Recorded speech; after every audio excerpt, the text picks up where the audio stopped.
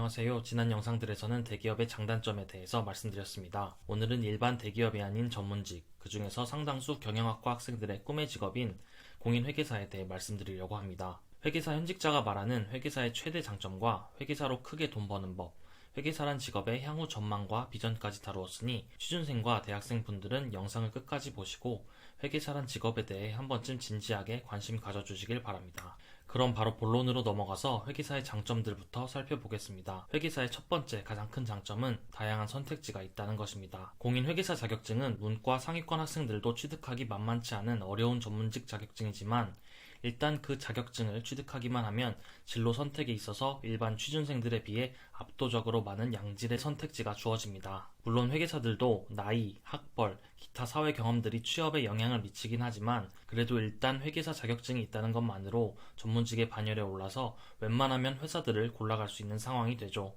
부서 또한 본인이 원하는 부서, 예컨대 M&A 관련 업무를 하는 부서, 텍스 관련 부서 등을 비교적 자유롭게 선택할 수 있습니다. 대다수 회계사들은 일단 회계법인에서 커리어를 시작하는데 돈이나 커리어를 원하면 바쁘고 업무 강도가 빡센 법인 생활을 감수하고 계속 다닐 수 있고 좀 더 여유롭고 편안한 환경에서 일하고 싶다면 금융공기업이나 기타 금융기관 혹은 일반 대기업으로의 경력직 이직도 어렵지 않은 편이죠. 그리고 결국 이렇게 넓은 선택폭과 취업시장에서의 확실한 비교 우위는 앞선 대기업의 단점 영상에서 말씀드렸던 일반 대기업 직장인들은 결코 가질 수 없는 직장을 언제든 선택할 수 있다는 진정한 전문성과 안정성을 보장해줍니다. 이 자료는 빅4 회계법인의 올해 신입 채용자 수인데요. 매년 1100명 내외의 회계사 합격자가 나오는데 신입사원은 1100명을 넘게 뽑으니 회계사는 회계법인에서조차 매우 귀한 존재라고 할 수 있죠. 그리고 보시다시피 여러 주요 공기업들도 회계사 자격증만으로 확실한 우대를 해주고 있네요.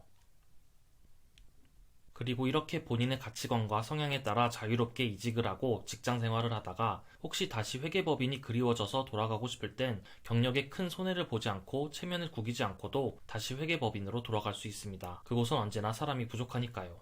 일반적으로 회계법인의 조직 문화 또한 일반 기업들에 비해서는 좋은 편인데요. 서로가 언제든 직장을 옮길 수 있다는 것을 알고 있다 보니 이상한 꼰대 문화나 수직적이고 강압적인 문화가 덜하고 상호 간에 젠틀하게 대하는 편입니다. 괜히 서로 깊이 터치했다가 상대방이 관두고 나가면 결국 자기만 손해니까요. 물론 모두가 알고 있듯이 회계사 시험은 붙기 쉽지 않은 정말 어려운 시험입니다. 하지만 결국 회계사 자격증을 취득하지 못하더라도 열심히 공부하며 쌓아온 지식과 그 준비 과정 속에서의 경험들은 자신을 더욱 강하게 만드는 엄청난 자양분이 될 수 있습니다. 공부하는 것은 정말 쉽지 않은 과정입니다. 합격을 위해서 고난의 과정을 인내하며 정말 온 힘을 다해 한 분야에 깊게 빠져 노력한 경험은 자신의 장점 혹은 단점 그리고 자신의 특징을 명확히 확인할 수 있게 합니다. 그리고 이것을 무언가 다른 도전을 할 때 중요한 참고 자료로서 활용한다면 비록 회계사 시험에선 좋은 결과를 얻지 못했더라도 다른 곳에서는 분명 더 효과적으로 원하는 결과를 얻으실 수 있으리라고 생각합니다. 좀 더 실용적으로는 회계학, 경영학, 재무관리는 여러 공기업들의 경영직렬에서 시험 과목으로 출제되는 영역이고 각 과목이 회계사 시험에 합격하는 수준에 도달했다면 어느 공기업이든 필기시험에서 확실한 비교 우위를 가져갈 수 있을 것입니다. 더군다나 공기업에서는 세법, 상법, 경제, 감사처럼 많은 시간을 할애해야 하는 과목들은 제외가 되니 준비하는 과정 자체도 훨씬 수월하게 느끼면서 필기 준비를 할 수 있죠. 대기업의 회계팀이나 재무팀에서도 단순 경영학과 출신 학생보다는 회계사 공부를 제대로 했던 취준생분들을 선호합니다. 특히 1차 합격이라도 한 분이라면 취업시장에선 그 누구보다 확실한 경쟁력을 가지게 되는데요. 이러한 이유들로 설사 회계사 시험에서 떨어진다 하더라도 절대 말짱 도루묵이라고 할 수 없습니다. 회계사의 두 번째 장점은 높은 소득을 얻을 수 있다는 것입니다.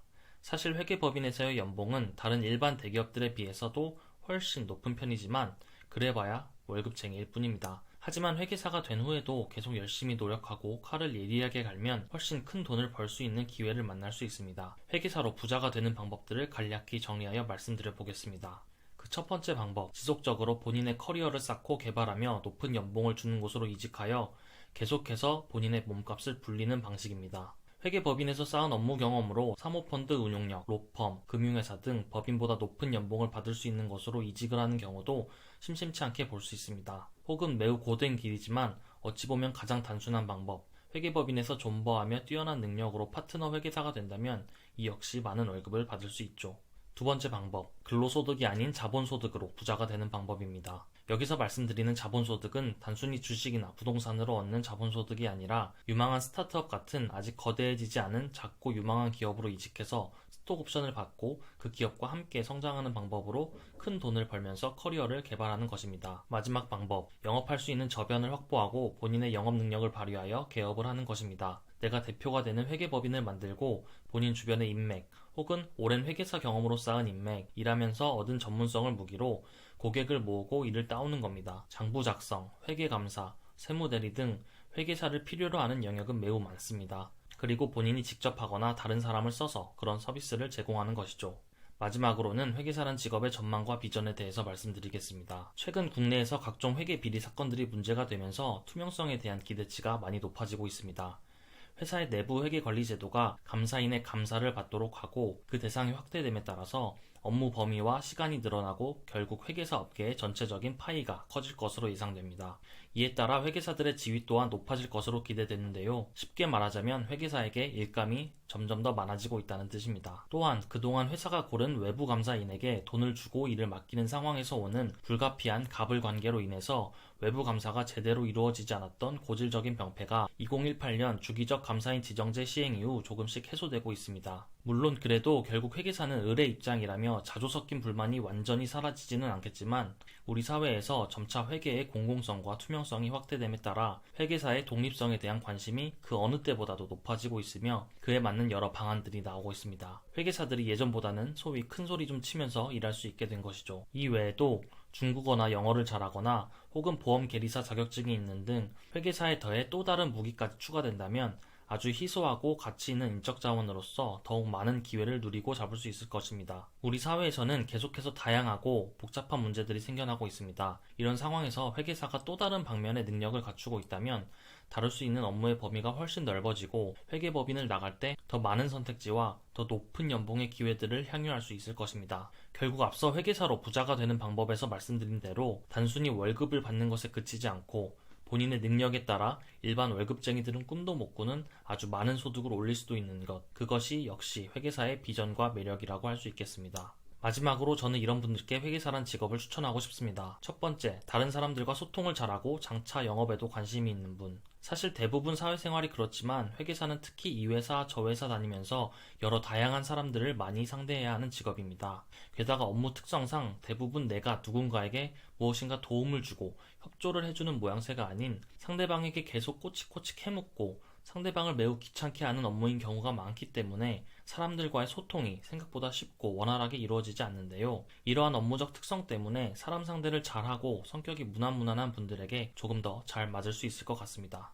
그리고 이러한 능력은 향후 개업을 하며 영업을 할 때에도 분명 큰 도움이 될 것입니다. 하지만 사회생활을 하다 보면 자연스럽게 사람 상대하는 스킬이 느는 것도 사실입니다. 그러니까 본인 성격이 외향적이지 않다고 해서 회계사 도전을 포기할 필요는 전혀 없습니다. 두 번째, 타고난 일개미이신 분. 일개미란 표현이 조금 씁쓸하긴 하지만 어쨌든 회계사는 바쁘고 고된 직업입니다. 회계사는 시험을 붙기도 어렵지만 회계사 시험에 붙었다고 할지라도 결국 진정한 회계사로서의 능력을 발휘하기엔 꽤나 많은 시간과 노력이 필요합니다. 끊임없이 공부하고 배우면서 숨이 턱 막히는 낯설고 생소한 업무들을 지속해서 해결해 나가야 하죠. 또한 매년 바쁜 시즌이 돌아오면 몇 달간은 새벽 퇴근이 일상이 됩니다. 그러다 보면 아무리 높은 연봉을 받더라도 언젠가 지치고 현타가 오기 마련인데요. 따라서 열심히 일하는 것에 대한 두려움이 없거나 각오가 되어 있는 분들에게 추천하고 싶습니다. 마지막으로 앞으로 무슨 일을 하면서 살면 좋을지 막막하고 뚜렷하게 정해진 게 없는 진로 선택의 막연함에 갈피를 못 잡고 방황 중인 문과 대학생분들은